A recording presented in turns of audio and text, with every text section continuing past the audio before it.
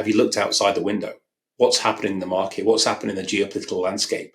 That's all changing. So is what you're doing going to continue to be effective? Welcome to The Thinking Leader, brought to you by Red Team Thinking. Bad leaders react, good leaders plan, and great leaders think. Each week, you'll get new ideas and insights from business executives, military experts, and innovative thought leaders to help you lead more effectively and better navigate your complex world. Now, here are your hosts, best-selling business author and top-rated leadership speaker, Bryce Hoffman, and former RAF Wing Commander and business agility coach, Marcus Dimbleby. Hello and welcome to the show. Marcus, my friend, what do you want to talk about this week? Good day, sir. What do I want to talk about? Well, I had so much fun talking about bandwagon effect last time that I think we should do another bias. And just looking online and reading a lot of recruitment information this week, something occurred to me that affinity bias, I think, is having a big effect on organizations. What is affinity bias? That's not one that I covered in my book. What is affinity bias? I know, right? Yeah. So affinity bias is where people recruit, hire, surround themselves with similar type people.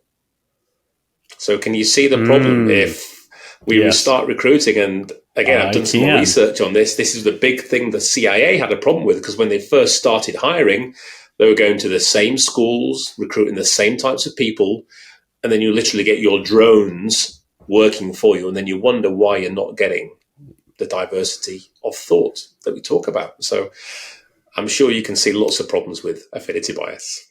Yeah. Thought you might. Right. I mean, this becomes like rocket fuel for groupthink. You know, I mean, if everybody in the room is already approaching the problem from the same way naturally, if everybody in the room is already looking at things through a similar lens, then that's like you're just jump-starting groupthink right there, because people are already thinking alike. And, you know, you mentioned something that's really important, which is that we talk a lot about is diversity of thought and how important it is. And that's why when we work with clients, we were just talking with folks yesterday about this.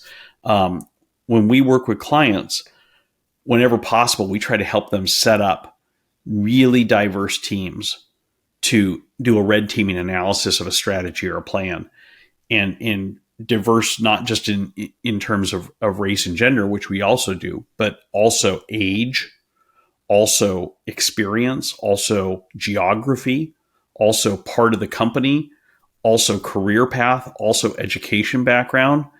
And I mean, the most successful programs that we've run have had people from all over the world, have had people from all over the company, have had junior people and senior people, have had people who have worked for competitors, and people who've spent their whole career with the client. Yeah. And that's where the magic happens, is in having all those different perspectives in the room. Yeah. Right. True diversity. And it's powerful. We know it. We've seen it. We see the evidence of it. And the problem with affinity bias is it normally starts in the hiring process or the sort of succession planning. And I had a great conversation with someone the other day. We were saying there's a certain type of these leaders and executives today who, you know, someone said you're going to have to wait a generation till they go. And we thought about that. And the sort of outcome discussion was, that's not going to fix the problem, because they are bringing up their similar types. Right.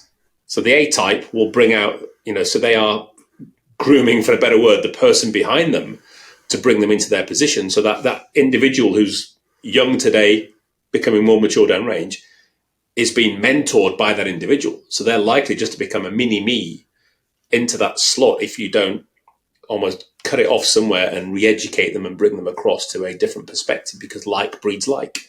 And that's the big problem with affinity bias. So, as you said, recruiting for diversity is something that HR and recruitment has to get right. And you nailed it. That list of things that you said is diversity. It's not just one or two tick box things that we go for that are the high visuals. You've got to get that breadth and depth that gives you that diversity of thought. And we know that when you create a team like that, wow, the power and the decisions and the insight and the ideas that such a group not only creates from each individual, but what they spur each other on to come up with. Those unknown no knowns don't stand a chance, do they? Because that group comes together and starts firing on all cylinders. Right. And you get triggered by somebody's comment from a different part of the world and a different part of the business, and you start seeing and thinking things very differently.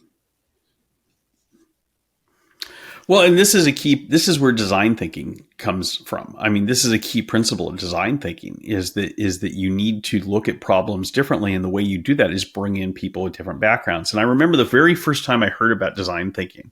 I mean, I'd heard about it a little bit, but I was sitting at a table, was working with a company. I was working with another consultancy, Rose Fast and Gavin McMahon's company, Fast Forward, actually back in New York. This was like 10 years ago. And one of the people that they brought in on a project that we were working on together was a design thinking person. He worked with IDEO and stuff like that. And, during one of the breaks, I said to him, I said, I hear all this stuff about design thinking, but I don't really understand it. Tell me about it. And he said, I'm an architect by training. I said, you're an architect? We're not working on an architecture project. He's like, right. So right there, that's the principle of design thinking, is that I have a different perspective on this project that we're working on because I'm an architect than you do, because you're, a business thought leader. You talk about leadership and strategy and stuff. And he said, let me give you an example though from architecture. He said, if you go anywhere in the world and tell an architect to design a door, 99.99999% of them, if not 100, are going to draw you a rectangle, right? Because that's what a door is. Okay. It may be a big rectangle, it may be a small rectangle, it may be a rectangle on its side, it may be a vertical rectangle, but they're going to draw you a rectangle because that's what they're anchored to from their training as architects. Now, he said, if you go to that group and say, I've got these, I want to create this space between these two rooms, and I need a really interesting way to transition between this room and that room that kind of soundproofs it and creates a division, but doesn't block them off entirely.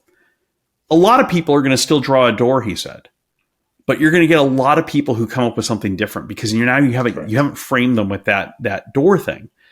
And he said, one of the principles of design thinking is if you bring in people with different backgrounds who don't speak a common language, that opens the possibility for different interpretations. So like IDEO famously, when they set people to work, I think they have 4-person teams, and they usually have like an anthropologist, a lawyer, they have like different people. And these people will be working on a marketing problem or on a design problem and stuff like that.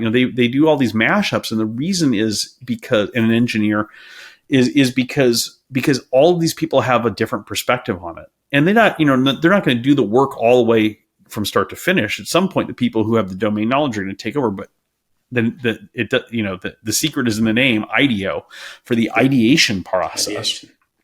They want people coming up with ideas that are very different and reacting to each other's ideas. And that's the opposite of affinity bias. You're purposely creating teams that have no affinity for each other. I guess it's novelty, isn't it? That's what you want. And it's very powerful. Novel creations that are going to give you that opportunity to see how others see things differently. Because, what is a door, what is a bicycle to me and you is a very clear thing. But to someone else, to come in with a completely different perspective and just blow your mind, go, wow, I never ever thought of that thing that way. You're not going to get that with a group of, people aligned under the affinity bias. Because again, as you said, it's right at the beginning, it's groupthink. You're just going to get an alignment of people, look the same, think the same, speak the same. And then the outcomes that you create are going to be very similar. Should we take a break? And after that? Well, before we take a break, let me just share one example here. If you look at this applies not to just design issues, to strategy issues, but also to leadership styles and strategic thinking at a broad level, I think back to when Al Mullally was hired as CEO of Ford Motor Company, and everybody in Detroit was like, "Are you kidding me? What does this guy know about making cars? It's an airplane. He's the president of Boeing. He makes airplanes." I remember that. Yeah. And I could still hear the laughter of that, ringing down the halls of General Motors offices, when I went to talk to their senior executives about Ford's new CEO.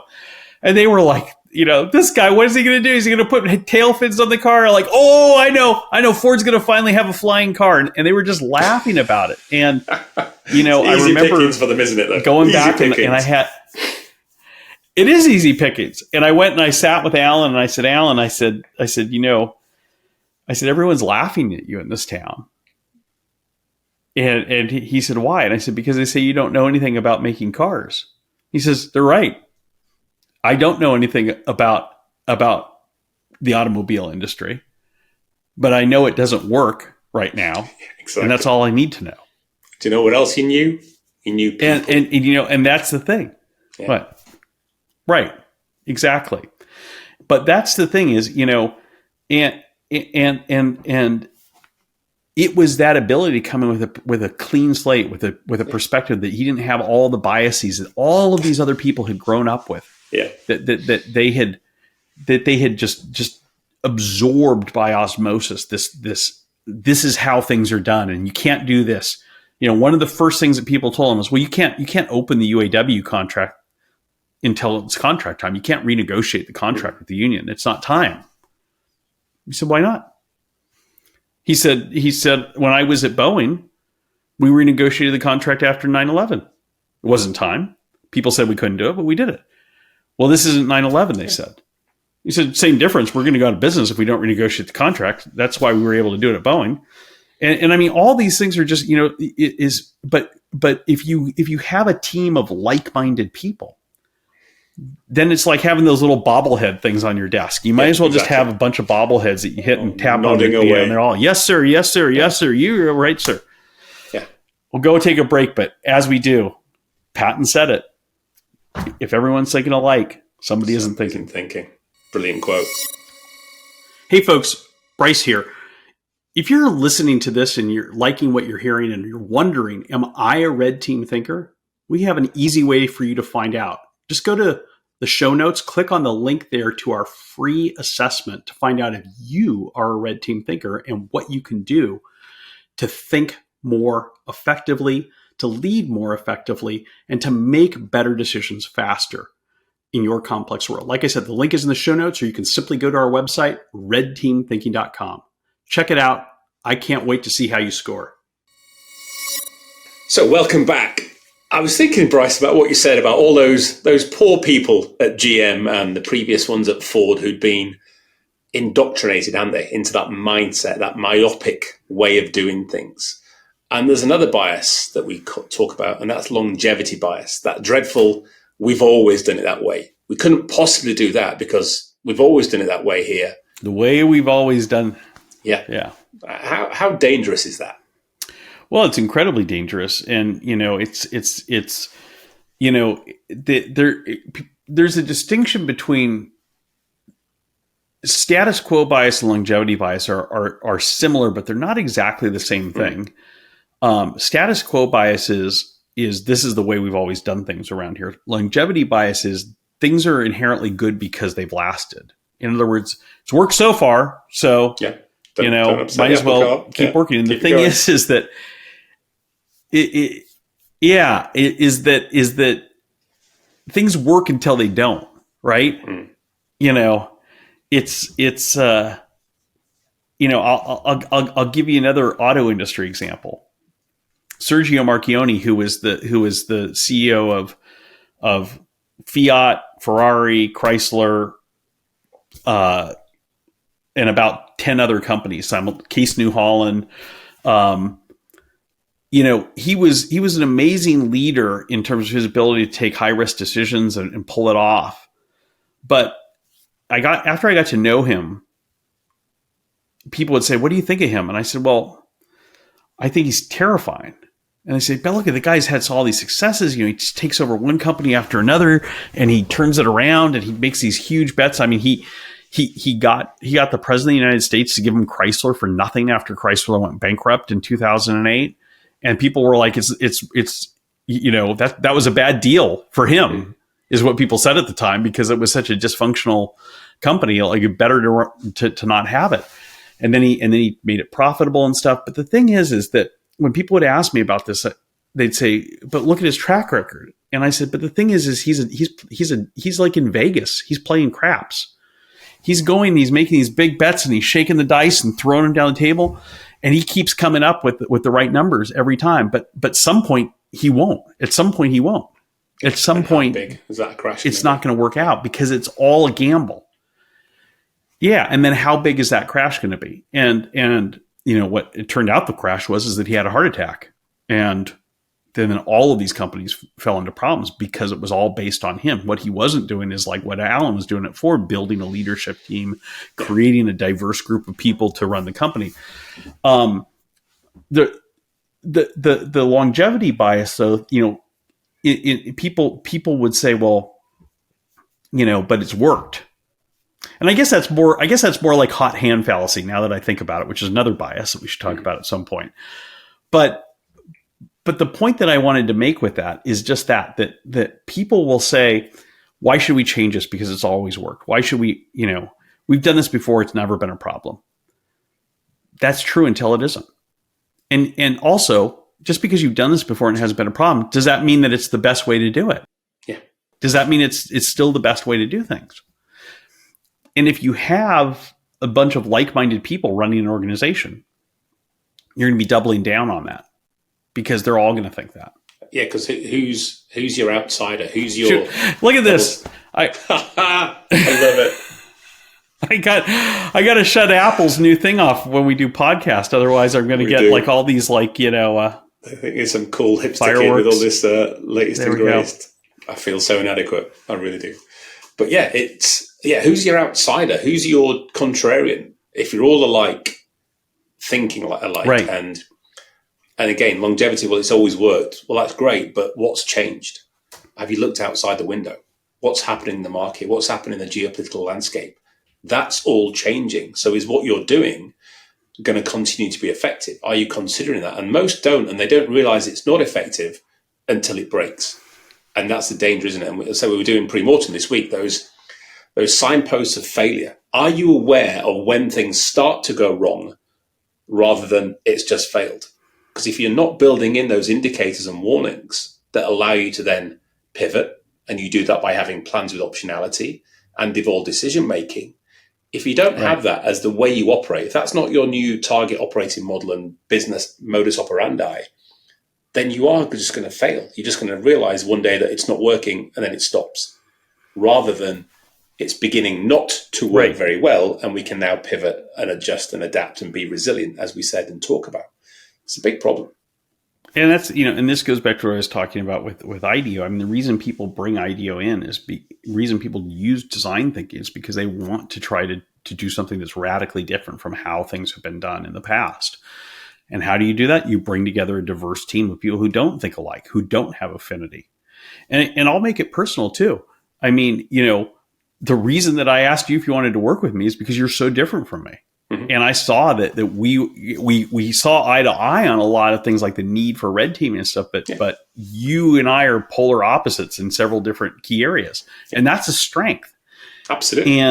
And why would you want someone on your team who's just like you, unless you're really insecure and inadequate? Well, and therefore feel let's just riff on that a moment. Exactly.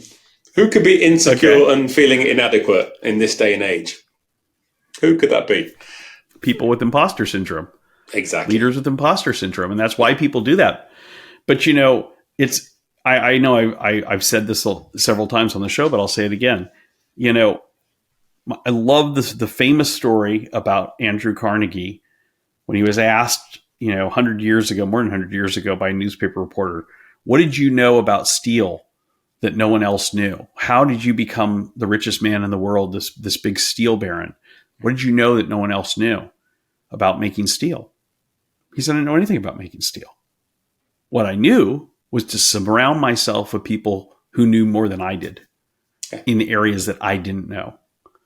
So he knew he didn't try to surround himself with people like Andrew Carnegie. He's trying to surround himself by people who were different than him, who had different knowledge than he did, who had different experiences. And then he listened to them. That's the other thing. It doesn't do much good to create a diverse team and create diversity of thought if nobody's listening to what people say. Oh, no inclusion.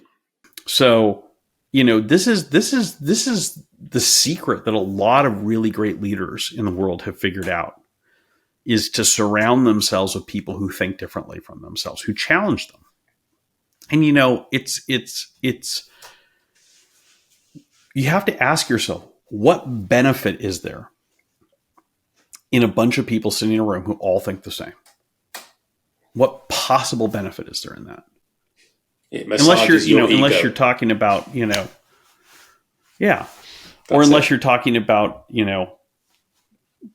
your taste in movies or something like that, and how much you love the same movies, I guess. But, I mean, in terms of business, in terms of government, in terms of military, in terms of any other area of human endeavor where decision-making and strategy come into play, you want different voices. You want different perspectives. You want people who can see what you don't see.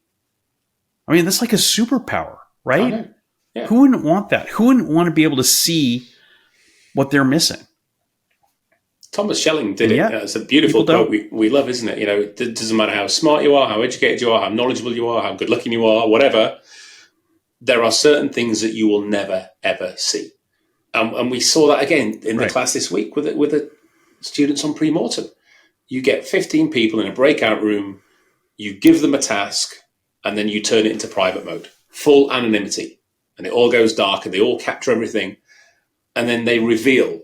And one of the first questions I ask people is, okay, take a look at everything you're seeing. Is there anything on there that just did not occur to you at all and never, ever would? And there's always nodding heads. Right. Always. Because what's that great proverb? None of us is as smart as all of us. And we see that all the time. So, folks, don't get people who think like you, who look like you, who act like you on your team. If you're building a team, get people who challenge you. It's as simple as that. Boom. People who will ask the tough questions, who will see what you don't.